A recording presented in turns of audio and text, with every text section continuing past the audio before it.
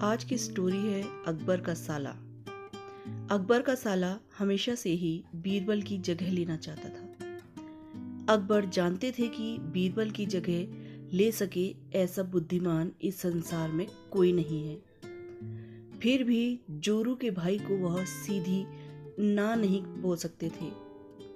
ऐसा करके वह अपनी लाडली बेगम की बेरुखी मोल नहीं लेना चाहते थे। इसीलिए उन्होंने अपने साले साहब को एक कोयले से भरी बोरी दे दी और कहा कि जाओ और इसे हमारे राज्य के सबसे मक्कार और लालची सेठ दमड़ी लाल को बेच कर दिखाओ।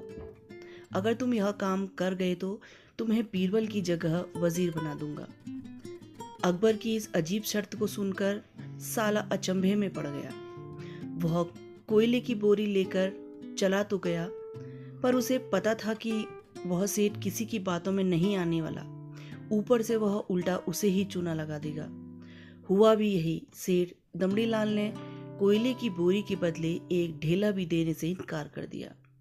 साला अपना सा मुंह लेकर महल वापस लौट आया और अपनी हार स्वीकार कर ली। अब अकबर ने वही काम बीरबल को करने को कहा।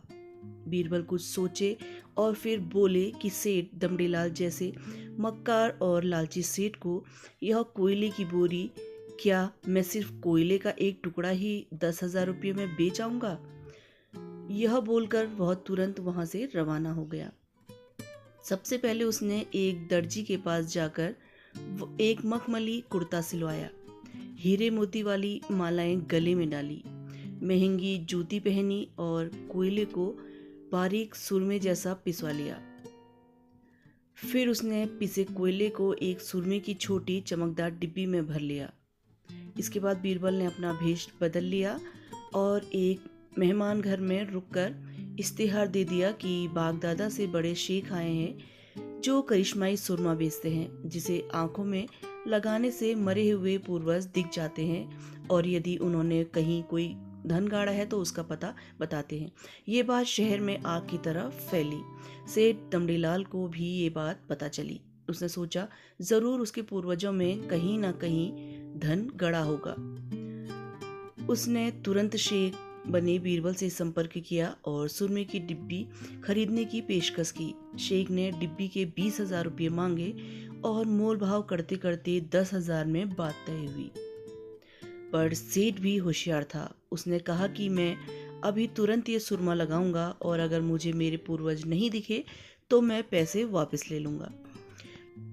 बीरबल बोला, बिल्कुल आप ऐसा कर सकते हैं। चलिए शहर के चौराहे पर चलिए और वहाँ इसे जांच लीजिए। सुरमे का चमत्कार देखने के लिए भीड़ इकट्ठा हो गई। तब बीरबल ने ऊंची आवाज में कहा, ये सेठ अभी ये चमत्कारी सुरमा लगाएंगे और अगर ये उन्हीं की औलाद है जिन्हें ये अपना माँ बाप समझते हैं तो इन्हें उनके पूर्वज दिखाई देंगे और गड़े धन के बारे में बताएंगे। लेकिन अगर आपके माँ बाप में से किसी ने भी बेईमानी की होगी और आप उनकी असल औलाद नहीं होंगे तो आपको कुछ भी नहीं दिखाई देगा। और ऐसा कहते ही बीरबल ने सेठ की आंखों में सुरमा लगा दिया। फिर क्या था, सिर खुजलाते हुए सेठ ने आंखें खोली। अब दिखना तो कुछ था नहीं, पर सेठ करे भी तो क्या करे। अपनी इज्जत बचाने के लिए सेठ ने 10,000 बीरबल के हाथ थमा दिए और मुंह फुलाते हुए आगे बढ़ गया। बीरबल फौरन अकबर के पास पहुंचे और रुपये थमाते हुए सारी कहानी सुना दी। अकबर का साला बिना कुछ कहे अपने घर लौट गया और अकबर बीरबल एक दूसरे को देखकर मंद मंद मुस्कुराने लगे। इस किस्से के बाद फिर कभी अकबर के साले ने बीरबल का स्थान नहीं मांगा। अगर आप ऐसी ही और दिलचस्प कहानियाँ सुनना चाहते हैं तो प्लीज़ चैनल को लाइक करें और सब्सक्राइब करें।